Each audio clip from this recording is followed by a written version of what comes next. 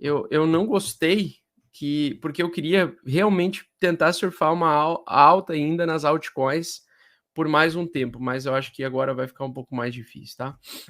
Vamos lá.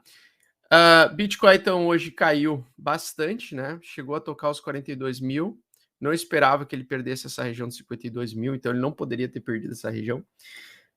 Perdendo essa região, essa vai ser a região de resistência agora. Então o preço ele tende a andar em ondas, né? Em algum momento ele vai voltar aqui para cima, retestar essa região. E se for bear market confirmado, né, ele vai tender a sangrar aos poucos. O que a gente chama de sangrar aos poucos é cair aos poucos, perder valor ao longo dos dias, sem muita velocidade. Na verdade, começou lá em julho, 1º de julho, né, desse ano, que um analista foi para a TV e começou comentou que mesmo com o S&P 500 subindo sem parar, ou seja, a produção subindo, né? O mercado produtivo subindo, o mercado de transportes, que é o mercado mais antigo do mundo, né? Ou o índice Dow Jones de transporte, que é o mais antigo do mundo, estava indo na direção oposta. E que quando o transporte está numa velocidade mais baixa do que a produção, geralmente quando eles andam juntos, nós estamos numa economia, digamos, saudável. Quando o transporte está fraquejando, o mercado de transporte está fraquejando e o mercado de produção continua subindo, nós temos então uma produção maior do que a capacidade de transporte dessa produção, podendo antecipar, né? E historicamente falando, muitos traders muito antigos, traders que têm 80, 70, 60, 50 anos de idade, acabam utilizando bastante esse indicador do Dow Jones Transporter, e comparando com o S&P 500 para tentar antecipar movimentos de baixo. Só que movimentos lentos, né? Então, uma coisa que apareceu no gráfico lá em julho, está se refletindo somente agora, tá? É um enfraquecimento da economia. A gente sabe que os últimos 18 meses foram anormais, né? Os últimos, sei lá quantos meses, 18 meses, eu acho, eles foram anormais por causa da injeção econômica, né? Aquela medida do quantitative easing, injeção infinita de dólar na economia, só que isso aumenta muito o risco de inflação, e agora a inflação começou a ficar descontrolada, tanto aqui no Brasil quanto nos Estados Unidos, e basicamente agora, provavelmente o mercado vai mudar o ciclo, né? Vai mudar o ciclo do bull market que nós estávamos para o bear market, né?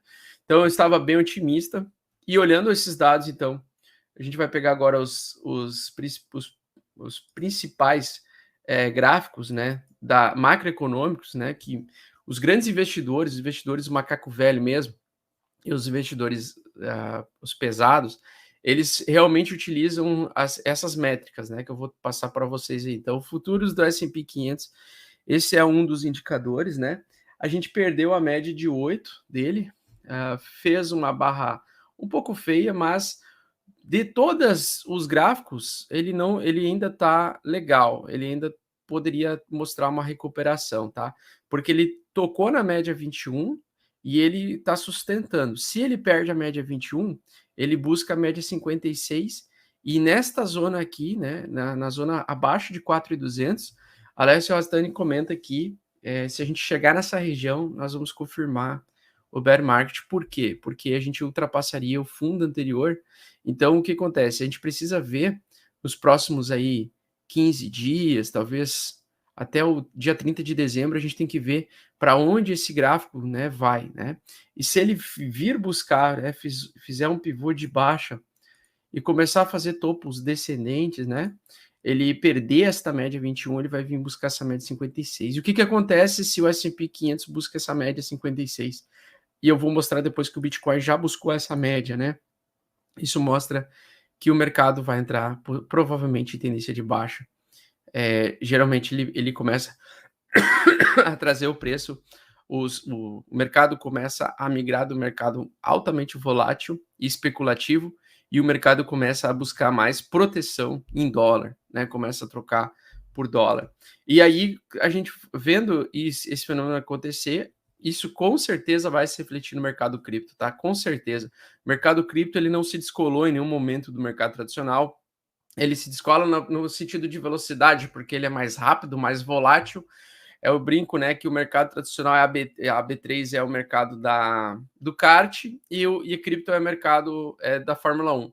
E a Fórmula 1, né, para você evitar acidentes, você tem que frear mais rápido. Então, a gente tem, nesse sentido, uma possibilidade de um bear market vindo por aí.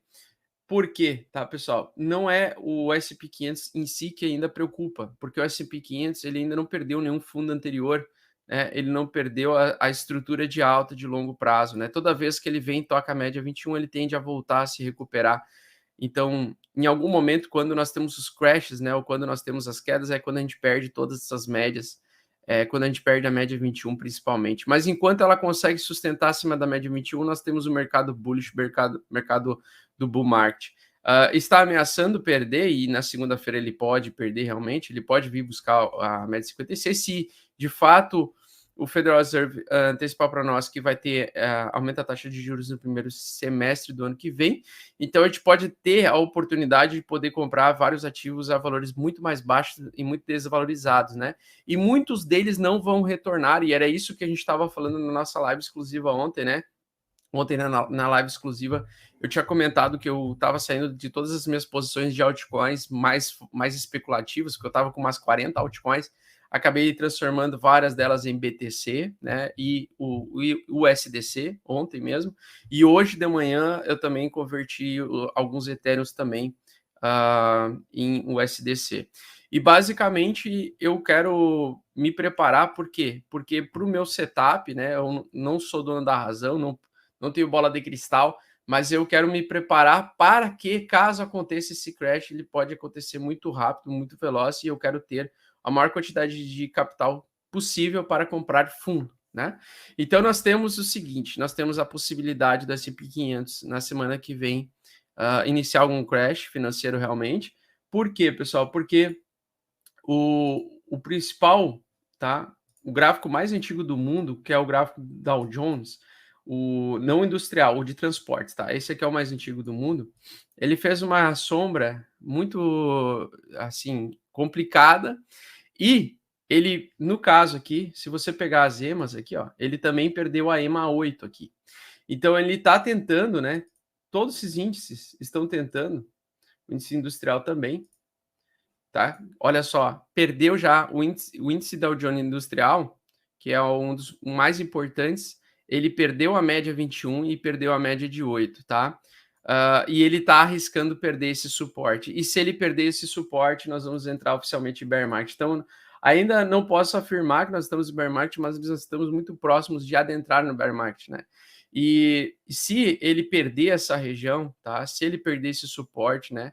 A gente vai ver o Dow Jones de transportes também, o índice Dow Jones de transportes também perdendo essa média 21 aqui, tá? Indicando que eles vêm para buscar a média 56, tá? Então, buscando a média 56 geralmente é um bear market,